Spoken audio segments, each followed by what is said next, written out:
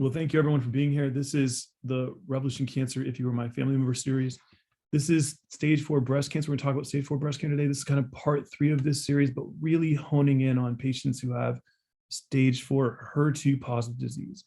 And so we're going to discuss those patients today. So as I was thinking about this particular series, this is now the 4th entry in this series. I realized that I haven't done the best job of thinking about how patients feel. I've tried to do that. That's the whole reason for this series, right? To think about if you were my family member, if I was in your shoes, what would I want you to know? How would I want you to feel? What would you be feeling and how would I comfort you? How would I cajole you? And so I haven't done a great job of that. So let me take a step back. So if you have stage 4 breast cancer, that's absolutely terrifying. There's no question about that. That's undeniable. And I think that everyone, when they hear the word cancer, first thing they want to know is, am I going to die? And in general, as an oncologist, that's not how I think, right? I'm not thinking about you dying. I'm thinking about how do I keep you alive for as long as possible, the good quality life, or cure you. If your disease is curable, that's absolutely where my head is at. I'm not thinking about you living with cancer. If your disease is curable, I'm thinking about how do I get rid of the cancer so you don't have to live with it. But when you have stage 4 disease that's theoretically incurable, I mean, everyone has to be thinking, and I already said this many times before in previous talks, that I don't for a moment understand what patients with cancer are going through because I haven't had cancer. I studied it my entire life, but it doesn't mean I understand what patients with cancer are going through.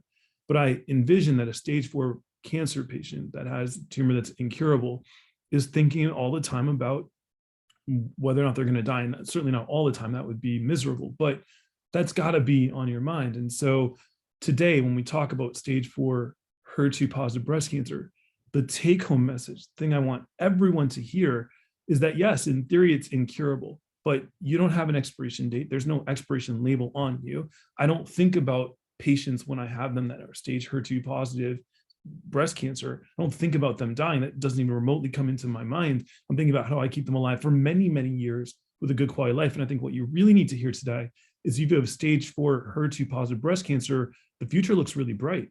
There's a ton of stuff we can do. And so there's a very good reason to not think about you dying. My patients, I think once they get into the role and once they kind of know where we're at, they start to appreciate that the sky is the limit. I have a patient, I'll just talk about this now, I was going to talk about it later, but I have a patient with stage 4 HER2 positive breast cancer diagnosed in 2014 who got chemotherapy with Herceptin, which we're going to talk about a little later, but got treatment and then was on Herceptin maintenance for the last 8 years, right? So she's still on the very first treatment we have. We have a lot of options. We're going to talk about that extensively today, but she's on the very first drug that's given every 3 weeks. It's incredibly safe. And she's been doing that for 8 years. And her last PET scan showed no evidence of disease. She hasn't actually had cancer that was obvious on a scan for 8 years.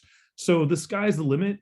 I think that it's very important to realize that everyone is different. We're going to talk about that now, but please, please, please appreciate that if you have stage 4 HER2 positive breast cancer, that you don't have an expiration date. And I mean it, you really don't.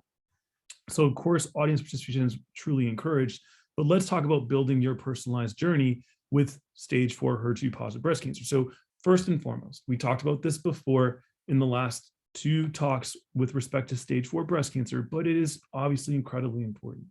The very first thing we want to know when you have breast cancer is the stage, but the second thing we want to know is what is the protein expression profile? Does it make the estrogen receptor? Does it make the progesterone receptor? And does it make HER2?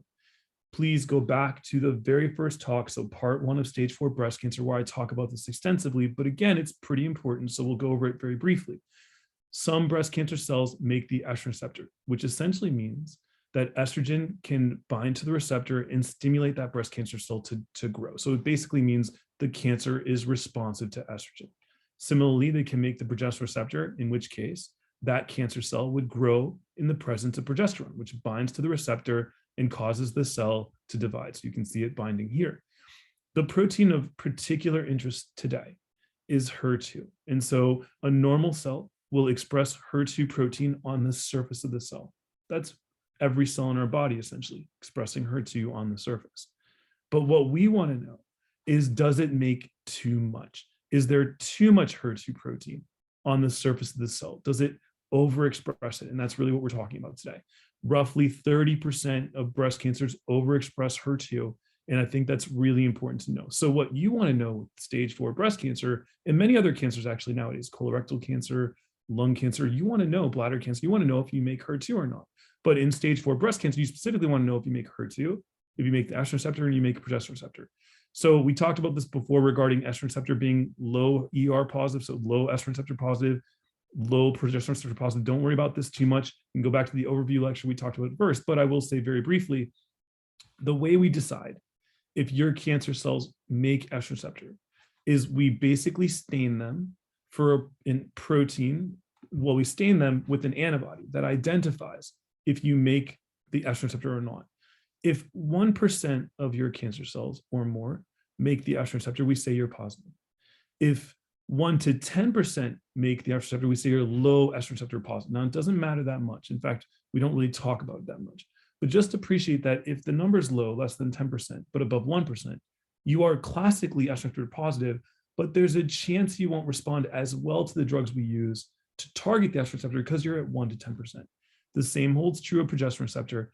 And today we're really talking about HER2, but as you know, it's a protein on the cell surface. If you overexpress it, then we say you're HER2 positive. So you can see that rubric here. So the way we look at HER2, and we're going to go over this again because it's obviously important for today, is we stain the breast cancer cells with an antibody that identifies if the cancer cells make HER2.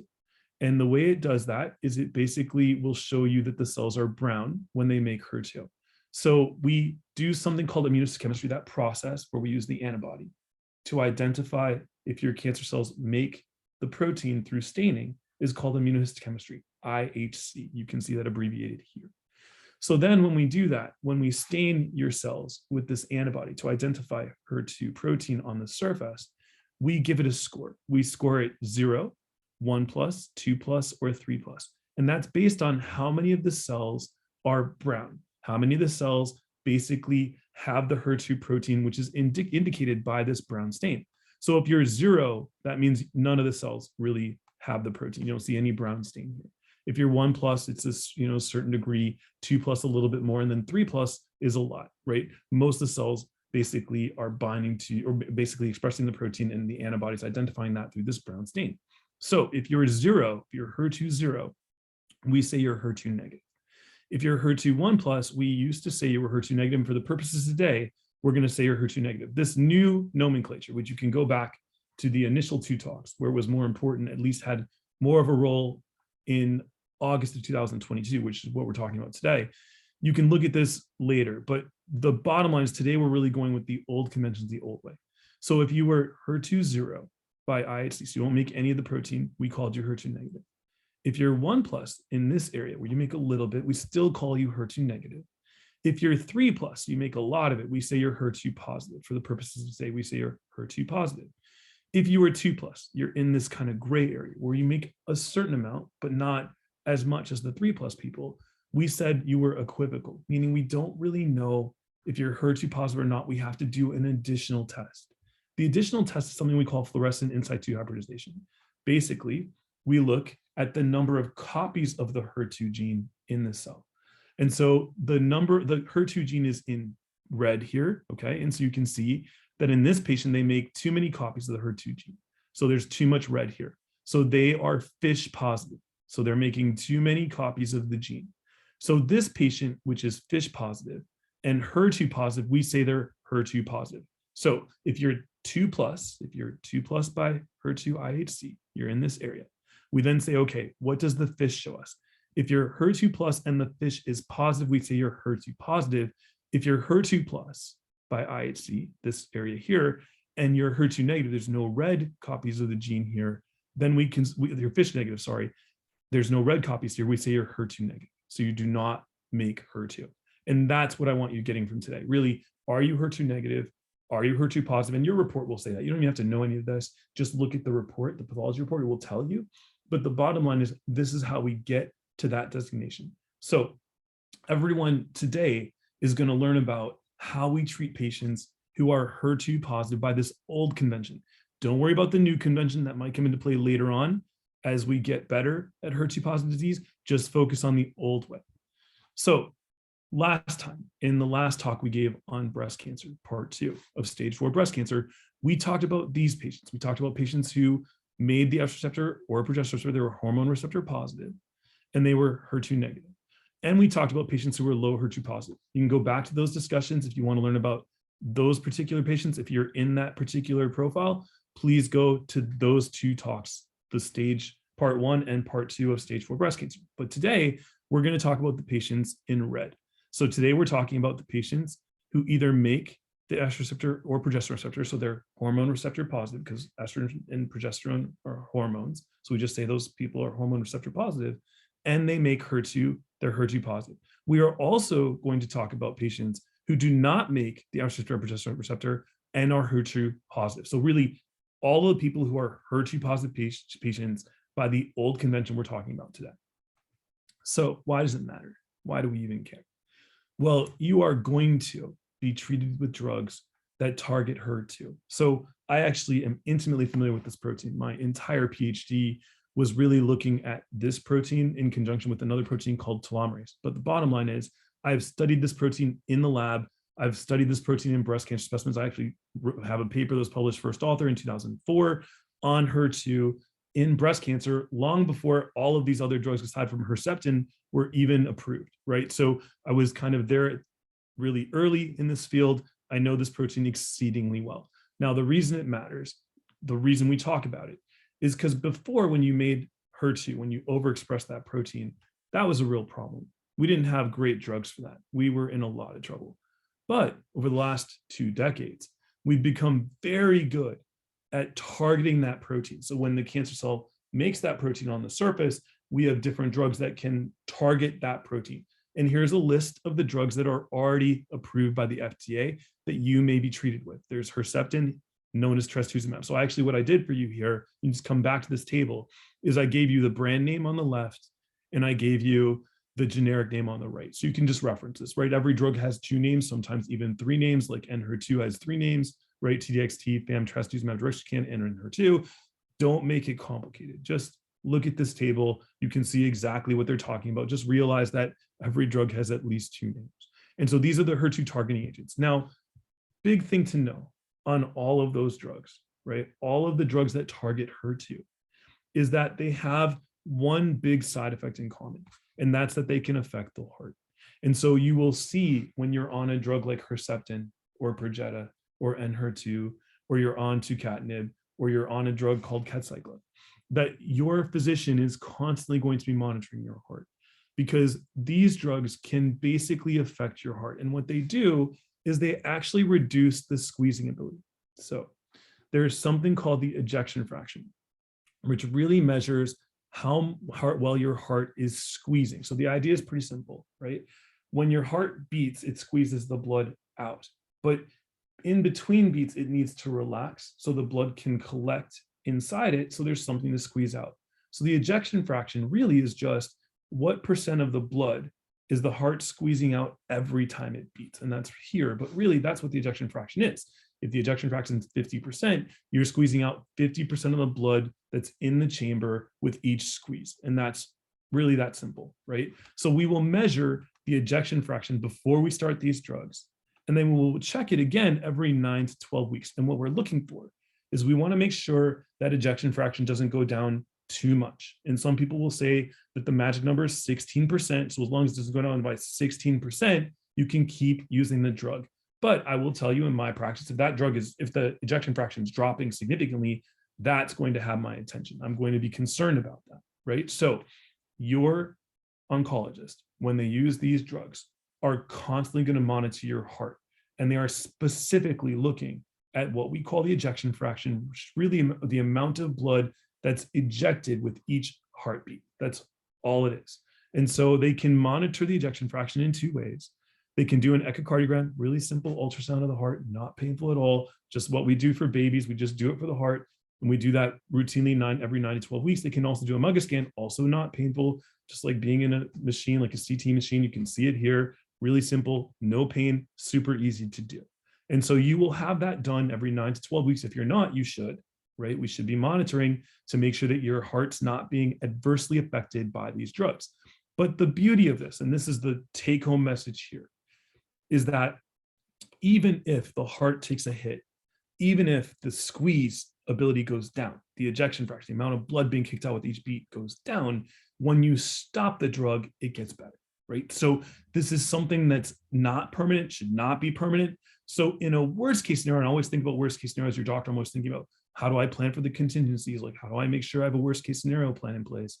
Even if the ejection fraction drops, we just take you off the drug and it gets better. But the common thing here, the thing to really realize is that when you're on these drugs, they'll be monitoring your heart, and that if things go bad, it gets better when you stop the drug. So it's reversible. So there's a ton of reason for hope, like I already said, with patients with stage 4 HER2 positive disease. Here's patients of mine, right? So you can see this patient had disease in the right breast, disease in the liver, had cancer in the lymph nodes, had cancer in various areas. You can see it really nicely depicted here. So cancer in the liver, cancer in the lymph nodes. And so when we put her on treatment, so we gave her 3 cycles of chemotherapy with 2 drugs that target the HER2 protein, so Herceptin and Perjeta, we'll talk about in a moment, you can see all the disease is gone after 9 weeks. And you can see it really nice here. That's just kidneys, that's normal, supposed to light up like that. But you can see that everything is essentially gone. And so really happy with this result. But that's actually a relatively common result. So just be aware, there's a lot we can do here. There's a ton of hope, and I'll show that to you a little bit later too. Now, in the last talk we gave on optimizing your ability to fight cancer, and in the very first talk I gave regarding the stage 4 breast cancer overview, I talked about molecular profiling because I believe it's so important. So molecular profiling is really easy. All we're doing is taking your cancer cells and we're looking at the gene, the DNA content, and we're looking at the protein expression profile. We're looking for mutations in your DNA, and we're looking at the proteins expressed by the cancer cell to see if there's ways we can take advantage of those mutations or the proteins being expressed to attack it. And so you can see here, we do something called next-generation sequencing. Again, just go back to those previous talks if you want to know more. But basically, we're looking for mutations in the DNA in the cancer cell that would allow us to use drugs that target those specific mutations. So if you have the purple mutation, we use a purple drug, green mutation, green drug, orange mutation, orange drug. We also look at 3 things called PD-L1, TMB, and MSI. Please go back to those other discussions, the last one I just did on optimizing your ability to fight cancer, to really learn about this. But the bottom line is, ask your physician if they tested for this, PD-L1, TMB, and MSI.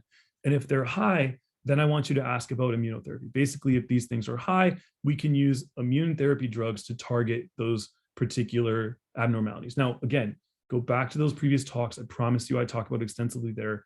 HRD is another thing you can ask your physician about. I won't talk about it too much today, but ask your physician about what's in green and then say, are they useful in your case? Is there a way that we can take advantage of what those tests showed to attack your cancer in a different way? The other thing I want you to ask your physician about is clinical trials. Now, clinical trials, I know people get scared. Please appreciate that these are designed to try and help you. In no way are we trying to hurt you with clinical trials.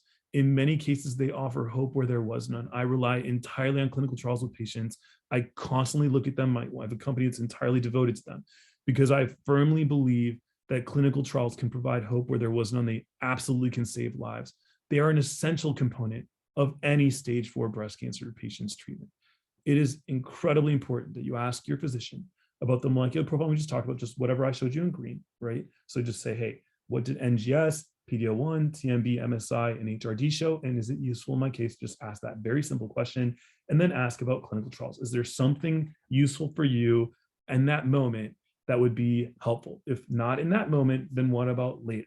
I want you to constantly ask your oncologist about clinical trials. Has something changed? These things are constantly evolving. And you can even go yourself to clinicaltrials.gov. And again, if you just go to this talk I just gave last week called Optimizing Ability to Fight Cancer, all of this is in that talk.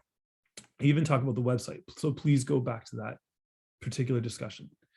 Now, I wanted to really convey this message. I want to send it home. This is the message I want to send home today. If you have stage 4 HER2 positive breast cancer, the future is extremely bright. It is tremendously bright. Not only do we have all of these drugs that are approved already to use that target HER2, all the drugs in black. We also have this drug, which I think will be approved relatively soon, that will also help. It'll be an extra bullet in the gun. But we have a whole bunch of drugs you can see on the right being tested in clinical trial, a ton of drugs in clinical trial. And so please know that there's a lot of hope. Not just that, but this slide, which I don't want you to even think about for a moment, but this slide shows you in these red little arrows that there's actually even cellular therapies. There's even therapies designed to get your immune system cells to attack your cancer, to engineer them so they attack their cancer. There's even different cellular therapies targeting HER2. So they're in these red arrows. Again, don't worry about this. I only wanted to show you that there's a lot of hope and there's a lot of stuff going on. So you have to ask your physician about clinical trials. I want you to ask your physician about clinical trials. So when we talk about stage 4 cancers that are incurable, and I've now talked about this, I think in every single discussion, even part 1, part 2 of breast cancer and optimized newly fight cancer, I talk about this COMET algorithm, this COMET acronym that I developed relatively recently in a Playing Chess Against Cancer article I wrote for a site called bioinformation.com. Anyways, in that article and what we're about to talk about is the notion that there are different ways to attack your cancer, right? And it's really based on this COMET acronym. So first is the C part, conventional systemic therapy. So there are drugs that are approved already by the FDA that we can use to attack your cancer. So that's what the C part is. O stands for surgery. So are there surgical options we can use? And so in stage 4 breast cancer, not routinely, right? But this is part of the acronym, part of kind of thinking about through all of your options in a systematic way. M stands for molecular-based options. So we just talked about that, but based on those studies that we talked about, is there a drug I can use that I would not ordinarily be able to use, but I can use in your case because you have one of those abnormalities in your cancer cell? Is there a drug I can use that will help me? So those are the molecular-based options. T stands for clinical trials. So we talked about that. What are the clinical trials that are useful for you? And E stands for everything else, like radiation, things like that. If there's a problem in, say, one area, one bone that's causing a problem, we could theoretically radiate. So what I want you thinking about is this. And the reason I want you thinking about this is because I want you playing chess against cancer. And I want you thinking like this. So when we have patients with stage 4 disease that's incurable, what we typically do is we use a first-line treatment until patients progress or they can't tolerate anymore. Then we do a second-line treatment and so on and so forth. And so when we think about what our first-line treatment should be or what our second-line treatment should be and how we sequence those, what we say is we say, okay, what's our COMET-based options? What are our conventional options? Those are here in yellow. What are my trial options, my T? What are my trial options here in green? What are my molecular-based options here in blue? What's my everything else options here in E? And then the surgery is also here, that's in green, that's the O part. So you basically say, okay, what are all my options? And then you say, how is the best way to sequence them? What's the best way to put them in order to optimize my ability to live for a very long time? And so this is really the art behind playing chess against cancer. I don't want you thinking too much about this. I want you to appreciate that we use a treatment until it stops working and we do a second treatment. And I'm going to show you exactly what those will look like for you, or most likely will look like. So I'm going to kind of build this sequence out for you so you can prepare for what's going to happen to you with stage 4 HER2 positive breast cancer. But the way I kind of think about it is I say, okay, what are the bullets in the gun? And the big bullets in our gun when it comes to stage 4 HER2 positive breast cancer, we have the treatments we talked about, the drugs that can target that protein HER2. We have chemotherapies. We have endocrine therapies. So endocrine therapies target the estrogen receptor and the progesterone receptor, the hormone receptors we talked about. So if your cancer makes those, then you basically will probably receive, well, you will receive endocrine therapies. If it does not make those, this bullet is not in your particular gun. You don't have the option of endocrine therapy. Not a big deal, but that's not part of your gun. We do have potential immunotherapy options that would be based on the molecular profiling. If there's something really incredibly rare in your profile, we might have that. But in general, in HER2 positive disease, we don't typically use immunotherapy. Molecular-based options we talked about, those would be based on the profiling. So please ask your physician about that in clinical trials. So remember, no two cancers are the same. So yes, you have stage 4 HER2 positive breast cancer, but your stage 4 HER2 positive breast cancer, even if they both make the hormone receptor positive or both hormone receptor positive, could be very different than someone else's stage 4 hormone receptor positive, HER2 positive breast cancer. Could be absolutely very different. And one thing about that you need to think about is they could be very different in terms of how aggressive they are. So some stage 4 ER, PR positive, HER2 positive breast cancers are very aggressive. Some are not. And so you will probably be very different than someone else, and you'll be located very differently on this continuum of aggressiveness. And so I want you to appreciate that your stage 4 HER2 positive breast cancer is unlike any others. And so when I think about my stage 4 HER2 positive breast cancers, I think about, okay, how is this cancer behaving? What is this cancer doing? I think about how aggressive is it? Where is it on this continuum? And it matters a lot because I think about what I have to plan for. How do I anticipate what's going to happen? And so when I think about cancer, we always think about kind of what should happen, and we put it in, like, we think about our textbooks and we try and describe what should happen. Well, what happens is always more important than what should happen. So what you're seeing with the scans is always more important than what you think should happen. So cancer does not read a textbook, and everything really depends on this. Our treatments are going to change if your cancer is growing on a particular treatment. Our treatments are likely going to stay the same if it's not. And so I think that's really important. And I really do want you to ask your physician to see your scans. Please look at the last talk I gave to really understand that. But let's really talk about your journey. So this is kind of an overall feel for what your stage 4 HER2 positive journey will entail. I'm going to go through each of these separately, so you don't have to really look at this too much. And so throughout what I'm going to talk about, we're always going to ask the question, is the juice worth the squeeze? So is the benefit really worth the risk? And so when we talk about the treatments, I think it's really important to kind of think of them in different boxes. So there's 3 primary boxes. We have the drugs that target HER2, and those are listed here. We have the chemotherapies we use a lot in patients with stage 4 HER2 positive breast cancer, which are here. And then we have the endocrine therapies, the drugs that target either the estrogen receptor, progesterone receptor, if you make it. So those are the 3 big boxes. Don't worry about this. I'm just showing you the 3 boxes. I'm showing you the brand name and the generics. Again, this is just for you to reference later in case you have any questions, but just appreciate that we have 3 big boxes of treatments that we use. So shot 1, what are you likely going to get? Okay, I'm a stage 4 HER2 positive breast cancer patient, or my wife is, or family member. The question is, what is the first treatment you were likely to see? So the first treatment you were likely to see is going to involve chemotherapy. So it's either going to involve what we call THP or TCHP, right? So the TC is chemotherapy, the T is chemotherapy in these acronyms. And it's going to involve HP, which are 2 different drugs that target HER2. I'm going to talk about that in a moment. But the bottom line is it's going to involve chemotherapy and HER2 targeted therapies. We're going to use that combination. Now, if your cancer makes the hormone receptor, so either estrogen receptor or progesterone receptor, you may also likely get a drug that targets those receptors. And so you're going to get combination treatment. You're going to get chemotherapy with HER2 targeted treatment. So 2 of the boxes I showed you, and you're more than likely going to get the other box, the endocrine therapy box, if your cancer makes one of these hormone receptors, either the estrogen receptor or progesterone receptor. Now, once you've gone through a certain amount of treatment, we're going to talk about that.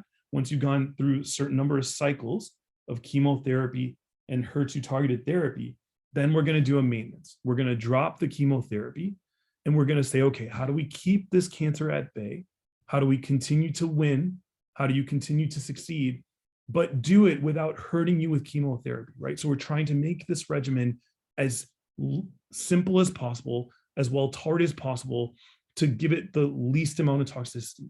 And that's kind of what we're thinking about. So please know that we're going to use chemotherapy and a HER2 targeted therapy plus minus the endocrine treatment, depending if you make the hormone receptor or not, if you make estrogen receptor or progesterone receptor.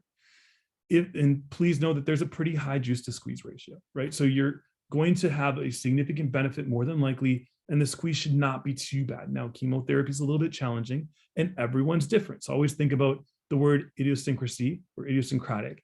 Every patient's different. So it's really hard for me to anticipate how you're going to react relative to someone else.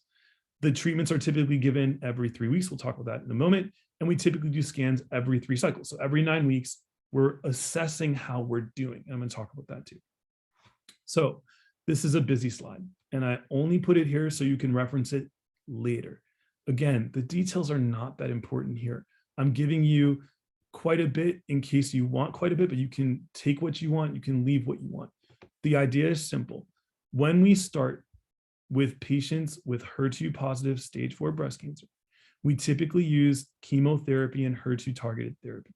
And so you can either get a treatment called THP, which most people use, by the way, which involves Taxol. That's a chemo. You can see it in purple. I color-coded this for you. Or you can get HER2 target therapy. So Herceptin and you'll get HER2 target therapy, Herceptin and Progesterone. So you'll get all three drugs. These drugs are given intravenously once every 21 days, so 3 weeks. Side effects include allergic reactions. So this is a big one. Taxol can cause a significant allergic reaction. So we pre-medicate you with a lot of drugs to make sure you don't have that reaction. So you're going to see that happen. We run the drug over 3 hours. Typically, it takes a long time because we're trying to prevent that allergic reaction. So please know if you get Taxol, which is quite common actually, that we worry about allergic reactions. It can cause swelling. It certainly causes hair loss, nausea and vomiting. We're very good at protecting people from that. Infection, we're very good at taking care of that as long as you let us know early if you have infectious symptoms. So if you have a fever, if you have a cough, and so please go back to the last talk I gave on optimizing your chances at fighting or optimizing your ability to fight cancer. That talk talks a lot about what I want you looking for. It can cause diarrhea and constipation. We're good at protecting from that. It can affect the heart. Again, these drugs always run the risk of the heart. So we're always assessing for it. It can cause a rash.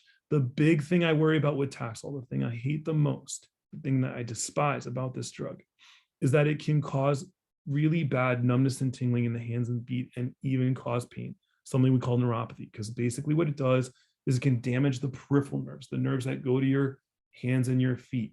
And that can be nightmarish. So I'm always asking my patients about this. We have no way, as of August 13th, 2022, giving this talk today, no way to protect you from that, no way to prevent that. And then the drugs we have to treat it when it happens to help with the pain, they're not that great. We have a drug called Neurontin, a drug called Lyrica, a drug called Cymbalta, a drug called amitriptyline. They're just not that great. So really, I would prefer that people aggressively try and prevent it. So, really tell your physician if you're having this neuropathy, tell them if you're having these feelings so they can drop the dose, they can think about coming off. That's really important. A lot of my patients will complain of nail changes. They'll say, hey, what's going on with my nails? Just be aware that we see nail changes with Taxol. Okay, that's very common. Another treatment you might get instead of THP, most people use THP, so you'll probably get that. But some people like me like TCHP. Now, again, that's something that's particular to me. Most physicians use THP, so please know that they are not wrong. I'm not saying my way is better. In fact, I would argue that most people would say THP is better. But I like to use 2 chemotherapies, Taxotere and carboplatin. Some people will use this regimen with the 2 HER2 targeting agents we talked about, right? Herceptin and Perjeta. Now, Taxotere and carboplatin is essentially the same side effect profile when you use all 4 of these drugs together, except now you have to worry about the kidneys a little bit too. Again, it's given once every 3 weeks. And so that's really important. Now, one thing I want to talk about. With these 2 treatments, THP and TCHP, what's likely going to happen, and what I do with my patients, is I give patients 3 cycles of each. So either I use THP or TCHP. I like to use TCHP. But you give them 3 cycles. So every cycle is 21 days. So 3 weeks is 1 cycle. So you do the treatment once every 21 days, 3 times, and then you repeat the scan and see how you're doing. Then if things look good, you'll do it 3 more times and then repeat the scan, and then you're done, right? Then we take away the chemos. The purple drugs go away. We stop chemo because we're trying to make this as simple as possible, trying to minimize the toxicity. We want to keep this cancer at bay, but not hurt you. So that's really important.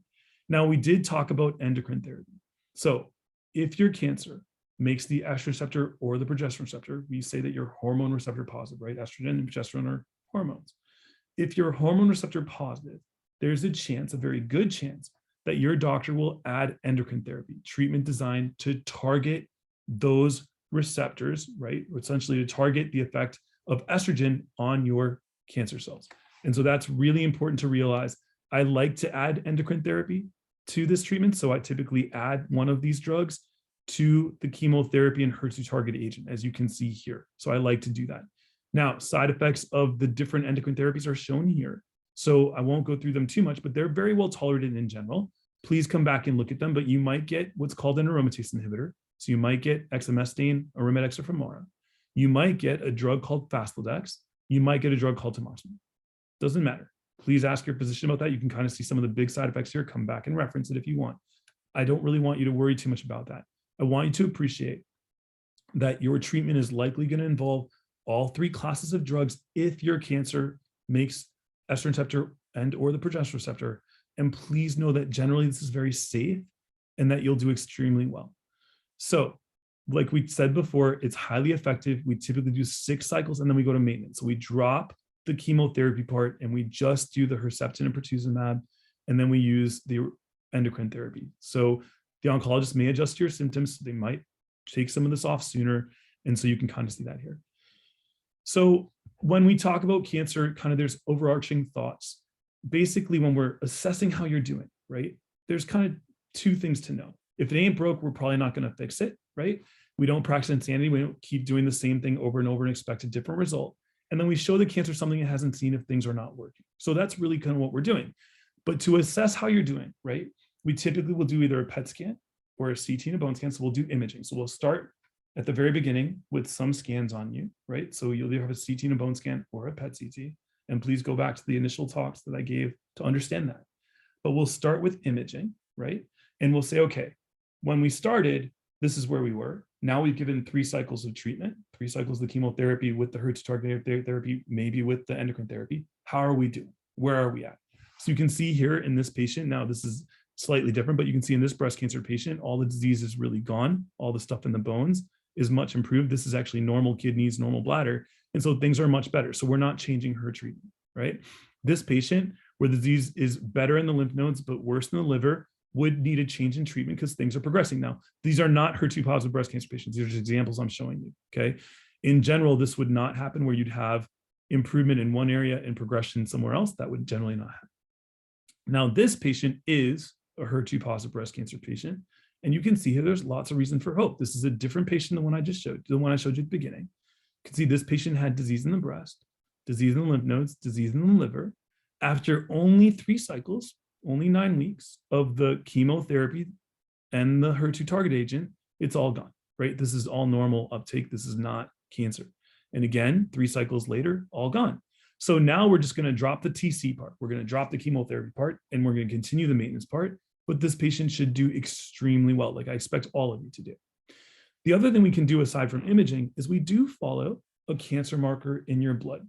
So some breast cancers, not all of them, but some, will make a carbohydrate called CA15-3 or CH179 and put it into the blood. So you can watch the level of that carbohydrate to see if it goes down. If it goes down, that suggests you're killing the cancer cells because there's less of them to make fast. If it goes up, that suggests maybe you have a problem, right? Maybe things are getting worse. So you can see in that one patient I just showed you, she came to me in 2021. I started the treatment and boom, that number came down to normal. All of a sudden, like really came down pretty fast. And that correlates with what you see on the scans. Things look really good. So that's kind of the first approach. And like I already said, you know, there's many bullets in the gun. There's many different options, but the hope is that you would stay on the first option for a long time. And when I started talking to you guys today, what I started with was a patient who's been on this first line treatment for 8 years and is still on that treatment. She hasn't even had to go to bullet number 2 or bullet number 3 or bullet number 4. She's still on bullet number 1. We still have plan B and plan C and plan D and plan E. So when you ask me, or when you ask your physician, how long do you have left to live? The answer from me is always going to be, I have no idea, right? I want you to live a very long time. My goal is to keep you alive for a very long time with a good quality life. And that's certainly conceivable with the treatments that we have and what I just showed you. We're really good at this. But what happens when your cancer, if your cancer does progress? Well, then we go to bullet number 2. We take shot number 2. And here's kind of where we're at. Let me just make that more clear. So bullet number 2 nowadays, August 13th, 2022, and I'm saying that for a particular reason. Things are changing so fast in these fields that this might be an obsolete talk in a year or so. I hope not. I'm trying to make it so it's not. I don't think it will be, but things are changing really fast in cancer care. So August 13th, 2022, bullet number 2, shot number 2 will almost universally be a drug called trastuzumab deruxtecan, otherwise known as Enhertu. This is a very good drug, very safe. We're going to talk about it in a moment, but you're likely going to get Enhertu. Now, this drug is a HER2 targeting agent, but it has a chemo arm on it.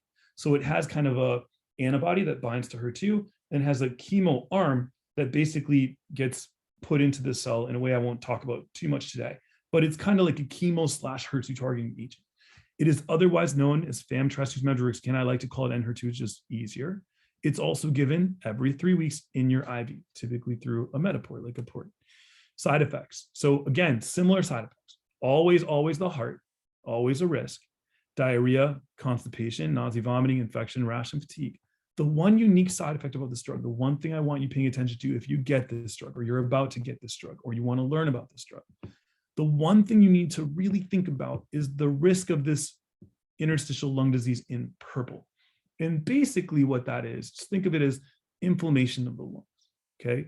Basically the lungs can take a hit because they're inflamed from this drug. It only happens about 8% of people. I'm going to actually focus on this in a moment, but in general, it's pretty rare.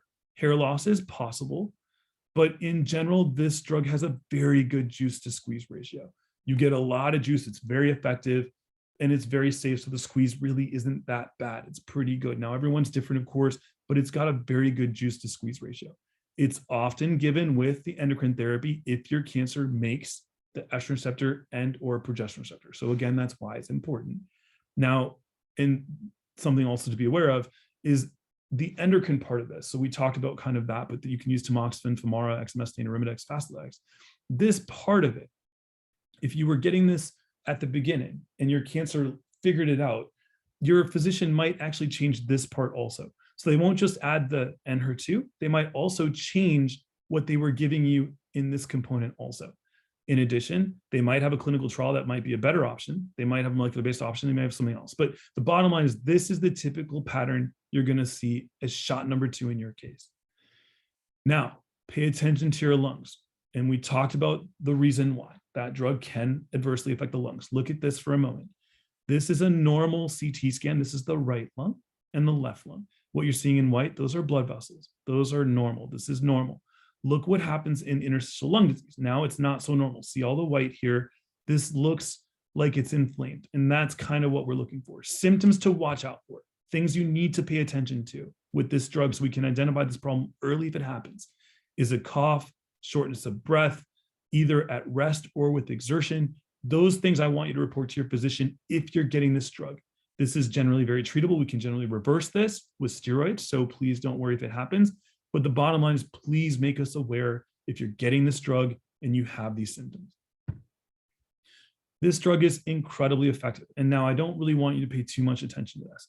The only thing I'll tell you about this slide is that about 50% of patients at roughly 30 months, so 2.5 years later, did not have the disease get worse at all on this drug. So they progressed through the first line treatment. We went to Enhertu as the second line treatment, the second bullet in the gun, and half of those people are still on the drug 30 months later, 2.5 years later, with nothing getting worse at all. Now, please don't worry too much about being in the bottom half, the half that don't have that happen. Number one, we have no way of projecting who's going to be in the 50% that respond and 50% that don't in terms of having this response be 30 months or later. Most people are going to respond, they're going to do well. The question is, how long will that response last? The bottom line is, please know there's a lot of hope. That's the only takeaway I want from this particular slide. So again, once you've had Enhertu, and we typically will scan you every 3 to 4 cycles. So every 9 to 12 weeks, you'll get a new scan and a new scan and a new scan and so on and so forth to make sure you're still responding properly. I do scans, in this case, every 3 months on my patients to make sure they're still doing great. And we're constantly assessing response. And we're just looking at PET scans. Please don't worry about these images. Again, I just wanted to show you we're constantly looking at what your imaging is showing us. So let's say now that you've had the first treatment, you had the chemo with the HER2 target agent, the stuff we talked at the beginning. You've now gone through Enhertu, and let's say now your cancer has progressed on Enhertu in second line. Now we go to the third bullet. So again, we're playing chess against cancer. We already projected what these bullets should look like. Now we go to the third bullet. Well, the third bullet can involve one of 2 different sorts of approaches. In fact, can involve many different approaches, but most people are going to do this. So they're either going to use a 3-drug treatment depicted here, which I'll talk about in a moment, or they might use a drug called TDM1. Now, the way they'll make this decision will be multifold. They're going to consider lots of stuff. First of all, they're going to want to know if you have cancer in the brain, if the stage 4 breast cancer has spread to the brain. That happens in about 7% of people, pretty rare. Please don't focus on that. The only reason I mention is because if there is cancer that is spread to the brain, they're more likely to use this treatment. If there's not, they have lots of options. Now, again, every breast cancer doctor is different. They might do this entirely differently than me. The first 2 treatments I showed you, those are pretty standard. Now we started to get into a little bit more of a vague situation where it's more ambiguous. There's more options. And so let's talk about shot number 3, just based on what I'm depicting here. So shot number 3 is going to depend on the amount and location of your cancer. If it's in the brain, we're going to use this 3-drug treatment. We're going to use tucatinib, trastuzumab, and capecitabine more than likely. These 2 drugs target HER2. This drug is a chemotherapy. We'll talk about it in a moment. If it doesn't go to the brain and there's not a lot of cancer out there, we might use something called TDM1. Again, everyone's different. I don't want you to focus on this. What I want you to know is the juice to squeeze ratio is still really good. Okay, things are still good, but I want you exploring clinical trials. It's really imperative. Once you get to this step, you really got to think about clinical trials. You really should be thinking about them right away, but now you start to get to a situation where you got to think about clinical trials. So we talked about kind of how we could use this 3-drug treatment. So capecitabine is a chemotherapy, Herceptin and tucatinib are HER2 targeted treatments. Side effects very similar to what we talked about, but capecitabine has a couple unique side effects. Number 1, it can cause a very bad rash on the hands and feet. So I always tell my patients to moisturize twice a day. Just be aware of that. It can cause mouth sores. And so I think that's important to realize. In terms of this other regimen here, trastuzumab, side effects are actually pretty minimal. So again, very similar to the heart, you can get some swelling, you can get nausea, vomit, but in general, very safe drug. So again, response assessment, again, you've been on treatment for say 3 months. Now we say, okay, how are you doing? And we keep doing that every 3 months. So we're constantly doing that. And then pushing back shot number 4. So you've been through the first 3 lines of treatment, say things get worse. Now we're on 4th line treatment. Again, we can go on forever here. We're pretty good at this. I'm not going to go over this very much, but I'm going to say, look, there's lots of options here. You can see them depicted here. That's all I want you to see. Your physician is going to do what they do best. You have tremendous oncologists. I'm sure they're probably an artist at this. You don't need me telling you what to use here. They're really great. But the bottom line is you can see there's lots of options. What I want to convey to you is there's still lots of hope. The juice squeeze ratio varies, but it's still pretty good. And there's still lots of hope. But again, clinical trials are really, really important, especially now.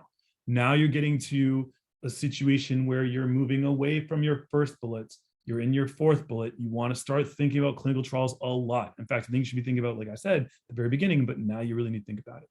So this is kind of the personalized journey. You can take this with you. You can even print this slide out, take it to your doctor and be like, hey, I saw this guy online, some random dude. He talked about this. They're going to say, well, I like to do this different than I do this differently. It's perfectly fine. This is kind of how I do things, but that does not mean you need to. Certainly you have tremendous oncologists who will be very good at this.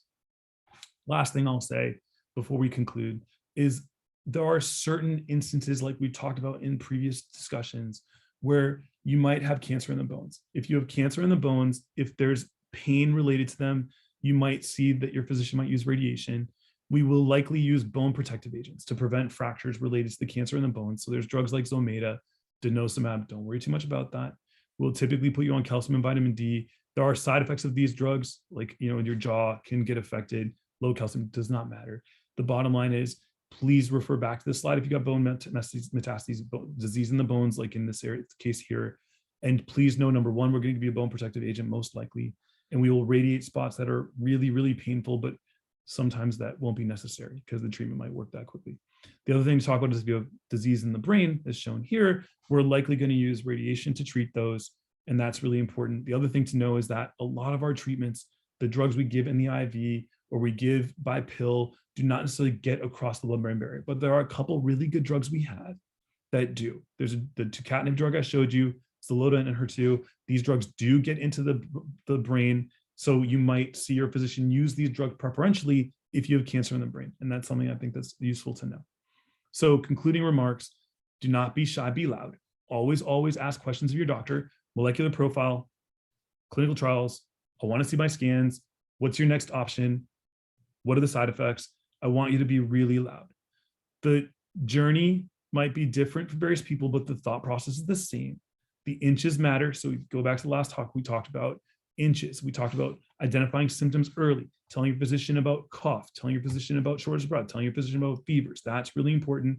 And come back here if you need to look at these slides. I mean, I didn't make these slides thinking you would get all of this in this talk. I made these slides so you could always reference back and kind of say, okay, I heard about that drug. Dr. Willie said these are the side effects, like the main ones we think about. There's of course hundreds of side effects, potential side effects. but that this is really important. I just made this talk for you to reference later. So I appreciate everyone's attendance. I appreciate everyone being here. I will take any questions that people have.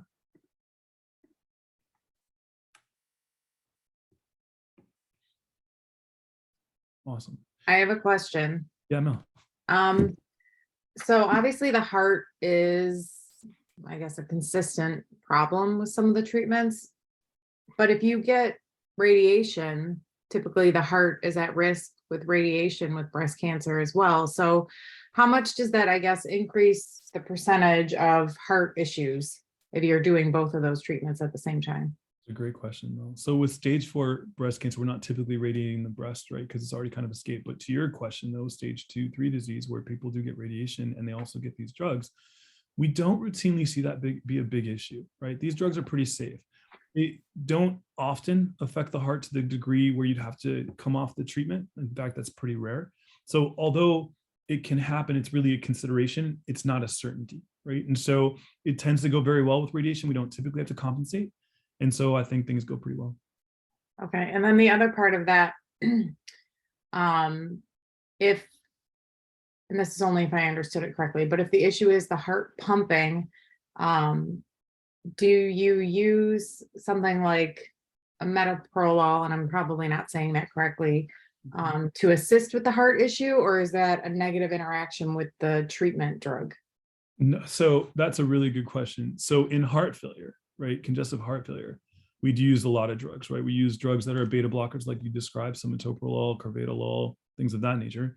We use ACE inhibitors like lisinopril. We use ARBs, so angiotensin receptor blockade drugs like losartan. We use sometimes spironolactone, sometimes digoxin, like a bunch of drugs, right? Lasix.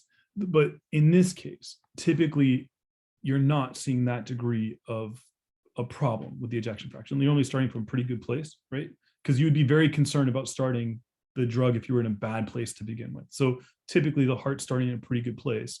And we're watching it close enough where we don't really run into that. Now, of course, if I had a patient who had a very bad ejection fraction because of this drug, I would use those drugs. Yes, no, it's great. So, but it gets a little bit more complicated, right? We don't typically start beta blockers when people have acute heart failure. Like if it just all of a sudden happened, we typically wait with that class of drugs. We do use metoprolol later. But yes, we would use those drugs if you were in a really bad situation, but typically doesn't get that bad where we're not have to worry about that. Thank you. Yeah, awesome question. No, really, really good. Any other questions, concerns, or thoughts? So I know a lot of detail here. Again, I just want people seeing the big picture. They can reference back if you need some of the details, but this is really just designed to kind of get to everybody. The people that just want the forest and the people that want the trees. And so hope we accomplished that today. Thank you very much for your time. Appreciate everyone being here. See you next week. Thank you, guys.